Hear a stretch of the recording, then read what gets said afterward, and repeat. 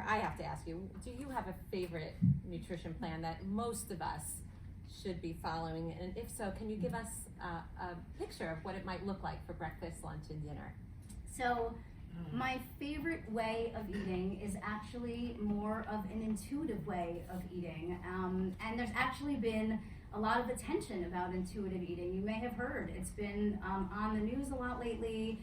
It's sort of in response to anti-diet culture, which would be really listening more to the rhythms of your own body, responding when you're hungry, stopping when you're full. And I really like this in particular for my athletes, which may sound surprising, but some of my athletes may come to me and say, you know, I'm training this hard, I'd really like a meal plan. And I can do that, of course. I can really try really hard and calculate out what they need, how many calories they are burning and what they need, and hand them a piece of paper. But the problem with that is that they go to practice and the coach cuts the practice short.